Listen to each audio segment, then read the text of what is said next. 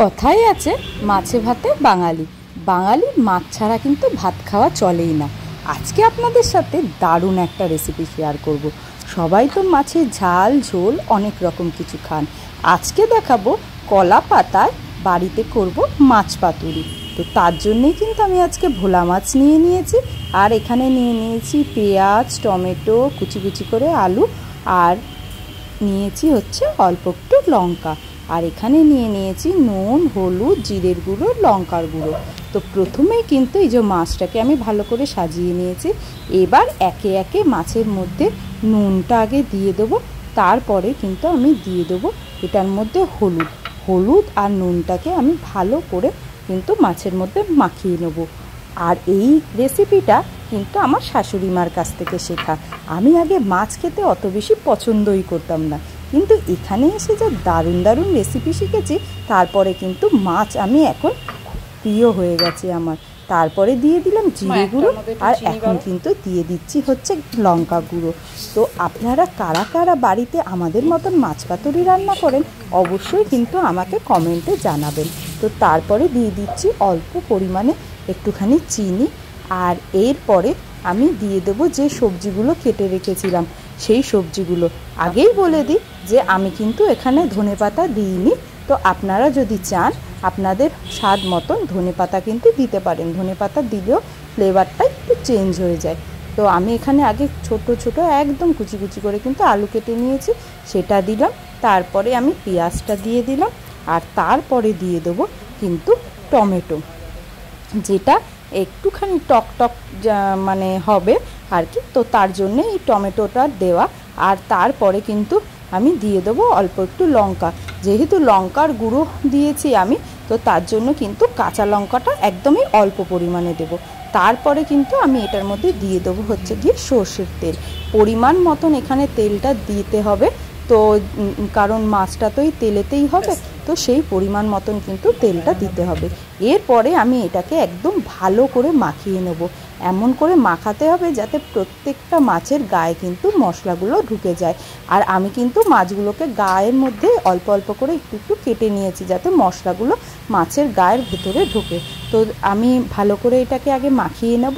তো ভালো করে আমার যখন মাখানো হয়ে যাবে, তারপরে কিন্তু আমি কড়াই বসিয়ে দেব। এবার যেহেতু কলা পাতায় করছি, তো আমি আজকে কড়াইতে করব না, আমি কিন্তু আজকে চাটুতে করব। এই যে চাটুটা আগে ভালো করে পেতে নিয়েছি। এরপর এই যে বাপের বাড়ি গিয়েছিলাম সেখান থেকেই কিন্তু কলা পাতাটা আমি নিয়ে এসেছি, কারণ আমাদের এখানে কলা পাতা পাওয়াই যায় না। তো বাপের বাড়ি আমি যখনই যাই তখনই কিন্তু কলা পাতা নিয়ে আসি। তো এই যে দেখুন, আমি কিন্তু ভালো করে কলা পাতাগুলো ভালো করে পেতে নিতে হবে, আর একটু মানে মোটা করে পাততে হবে যাতে নিচের পাতাগুলো পুড়ে গেলেও ওপরের মাছটার মধ্যে কিন্তু না পুড়ে যায়। তো তার জন্যে আর এই দেখুন আমি কিন্তু পাতাটাকে ভালো করে বসিয়ে নিয়েছি। এরপরে আমি কিন্তু আবার সর্ষের তেল দিয়ে দিচ্ছি। এবার সর্ষের তেলটা কিন্তু আমি ভালো করে পাতার মধ্যে মাখিয়ে নেব। আগেই বললাম এই তেলের মধ্যেই রান্না হবে, তো তার জন্য কিন্তু আমি একদম কলা পাতার মধ্যে কিন্তু তেল দিয়ে মাখিয়ে নিলাম। আর তারপরে কিন্তু এবার আমি এই যে মাছগুলো রেখেছি এই মাছগুলোকে কিন্তু সুন্দর করে সাজিয়ে নেব। আর প্রথমেই একটা কথা বলি যে এই মাছগুলো সাজানোর মধ্যে কিন্তু আপনাদের মাছটা কীরকম রান্না হবে সেটাও নির্ভর করে, কারণ এমন জায়গায় মাছগুলো ভালো করে বসাতে হবে যে পুরো জায়গাটার মধ্যে জানি মানে আগুনটা আর কি লাগে। তো সেরকমভাবে কিন্তু মাছগুলো আমাকে ভালো করে কিন্তু সাজিয়ে নিতে হবে। আর যে মশলাগুলো আমি রেখেছিলাম, এই যে আলু, তারপরে পেঁয়াজ, টমেটো, এগুলো কিন্তু আমি ওপর দিয়ে ভালো করে মাছটার গায়ে পুরো দিয়ে দেবো। আর দেখুন দেখতে কত লোভনীয় লাগছে, এত সুন্দর এসছে না কালারটা, মানে আমার তো এখন দেখেই লোভ লাগছে।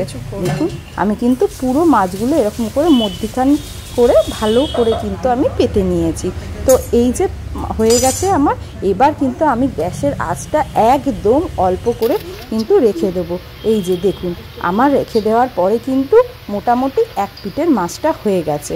দেখুন কি কতটা সুন্দর লাগছে, আর কলা পাতাগুলো দেখেছেন একদম কিন্তু পুড়ে উঠেছে। তো তার জন্যই কিন্তু আমি মোটা করে কলা পাতা দিয়ে নিয়েছিলাম।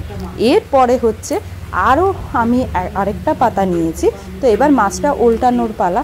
তো আরেকটা পাতার মধ্যে কিন্তু আমি ভালো করে আগে তেলটা মাখিয়ে নিচ্ছি। আর এইটা হয়ে গেছিলো কিন্তু প্রচণ্ড গরম, তো তখন সেই জন্য মা বলল যে তুমি দাও, আমি তাড়াতাড়ি করে উল্টে দিচ্ছি। তো এই যে মা কিন্তু আগে থালার মধ্যে টেনে নিয়ে নিল আগে ওই পাতাটা, তারপরে কিন্তু এই যে দুটো পাতা দিয়ে আবার এই যে উল্টে দিল। দেখুন এই যে নিচের পাতা কিন্তু এরকমভাবে পুড়ে গেছিলো।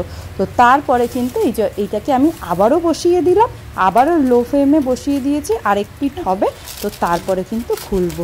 এই যে দেখুন মাছটা কিন্তু এই যে মোটামুটি একটা হয়ে এসছে। দাঁড়ান আরেকটু পরে ওই পাটটা হোক, তারপরে আপনাদেরকে ভালো করে আরেকবার দেখাবো। তো দেখুন বলতে বলতেই কিন্তু আমাদের আরেকটা পিঠও হয়ে গেছে। তো এই যে নামিয়ে নিয়েছি, দেখুন কতটা সুন্দর লাগছে দেখতে। ভিডিওটা কেমন লাগলো অবশ্যই জানাবেন, আর আমাদের ভিডিওগুলো যদি ভালো লেগে থাকে তাহলে অবশ্যই কিন্তু লাইক, কমেন্ট অ্যান্ড শেয়ার করতে ভুলবেন না। সবাই ভালো থাকবেন আর সুস্থ থাকবেন। দেখা হচ্ছে খুব তাড়াতাড়ি পরের কোনো ভিডিওতে, ততক্ষণের জন্য টাটা। ও অবশ্যই আমাকে কমেন্টে জানাবেন যে কেমন হলো।